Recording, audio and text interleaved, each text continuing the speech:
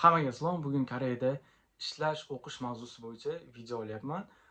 Juda ko'p kishi so'radi, Koreyada ishlash, o'qish bo'yicha qanaqa kesam bo'ladi, Koreyada borsam qiynalmaymanmi, ish topish qanaqa degan savollarga hozir bir boshidan javob topamiz.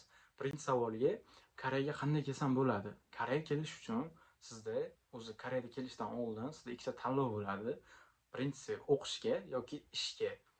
Oldinlari o'qishga keladigan bo'lsangiz yoki ishga keladigan bo'lsangiz qiyin bo'lardi Koreyaga kelish, lekin hozir 2024-yildan adashmasam juda oson bo'lib ketdi. Agar sizda sertifikat bo'ladigan bo'lsa, darrov keladigan, ishga ham agar suhbatdan o'tadigan bo'lsangiz keladigan bo'lib qoldi. Lekin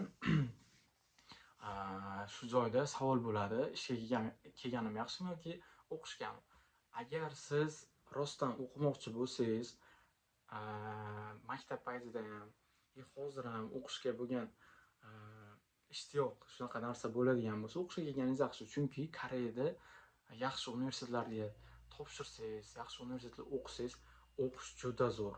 O'qish sifati juda a'lo. O'zimizga qaraganda, o'zimiz ham o'qib ko'rganman. O'zimizga qaraganda judayam farq qiladi Koreyada o'qish.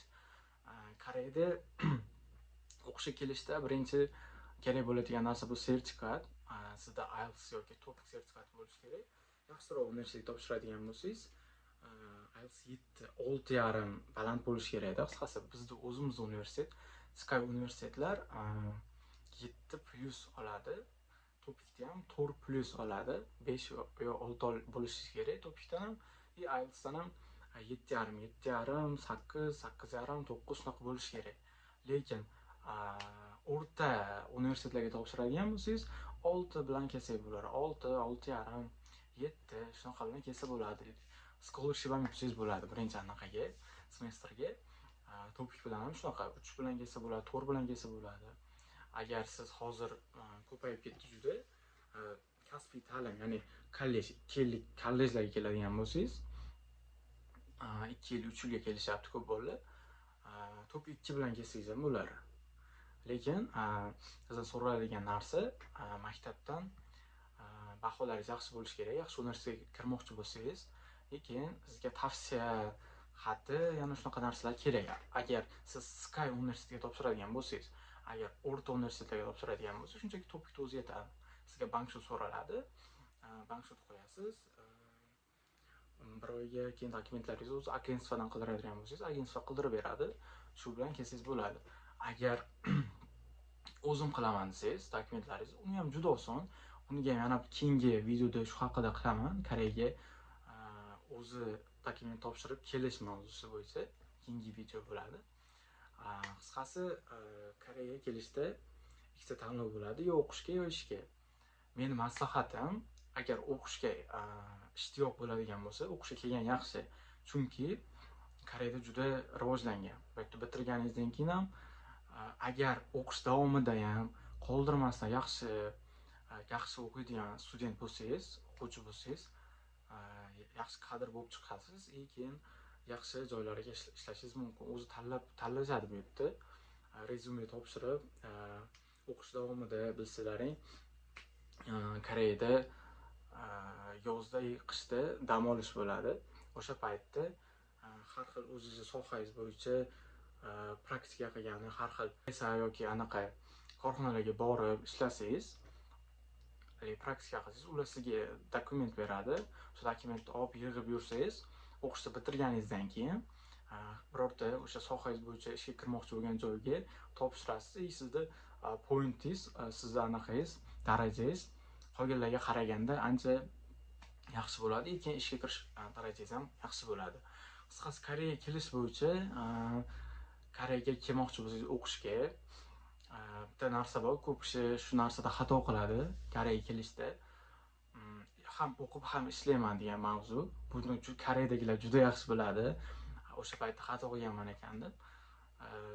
Agar siz o'qishga keladigan bo'lsangiz, faqat o'qishni qilishingiz kerak. Oldin Koreyaga kelishdan oldin, agar uydagi mablag'dan ishlataman, uydagilarning pulidan deydigan bo'lsangiz, o'qishga kelsangiz, agar holatingiz yaxshi bo'ladigan bo'lsa, o'qishga keling. Agar yo'q, men ham yaxshi o'qib, ham yaxshi ishlayman deydigan bo'lsangiz, bu juda yo'q. Yo'q, bunaqa iloji yo'q bu narsani. Agar Sky universitetiga topshiradigan bo'lsangiz, ну, o'rta universitetlar, keyin past universitetlarga topshirib, ham o'qiyman, ham ishlayman desangiz, buni iloji bor endi.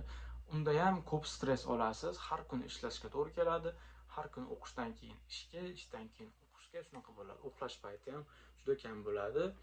O'shaning uchun Koreyaga kelishdan oldin buni yaxshi o'ylab ko'rish kerak. Men bu narsaga tayyormanmi, yo'qmi, shu mavzularda sal yaxshilab o'ylab kelishlaringni maslahat beraman. Chunki Koreyadan O'zbekistondan Koreyaga kelgan ko'p yosh studentlar hozir shunaqa xato qilganidan juda qiynaladi. Juda qiynalib, hozir mazza bo'ladi, stress, shunaqa narsalar bo'lishgan bolalar juda ko'p. Shuning uchun Koreyaga kelishdan oldin shu narsalarni o'ylab ko'rsalaring juda yaxshi bo'ladi degan mavzuda gapirdim. Lekin ishga kelish bo'yicha juda ko'p ma'lumotga ega emasman, lekin ishga kelgan bolalar ham ko'p aytishadi. Hozir ishga kelish ham ishga kelganingizdan keyin oyliklar, keyin ishdagi holat juda yaxshi emas deb aytishadi. Oldingiga qaraganda ancha pasaygan deb aytishadi. Lekin u haqida ko'p ma'lumotga ega emasman. Agar o'qish mavzusida yana savollaring bo'lsa, pastga yozib qoldirasizlar. Har bittasiga javob berishga harakat qilaman. Keyin o'qishda grant yutish bo'yicha agar sizda til sertifikati balandroq bo'lsa, balandroq sertifikatga ega bo'lsangiz, birinchi semestrga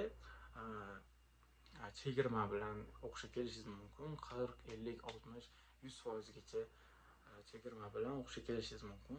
Bu degan 100% grant bilan birinchi semestrda o'qiysiz, ikkinchi semestrdan o'qigan baholaringizga qarab sizni kontrakt chiqadi.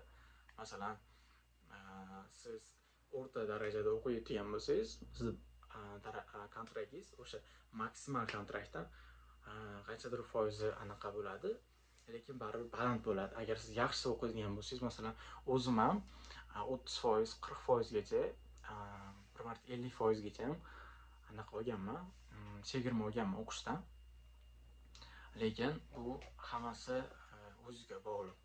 Shuning uchun Koreyaga kelishdan oldin hammasini o'ylab ko'rib kelishlaringni maslahat beraman.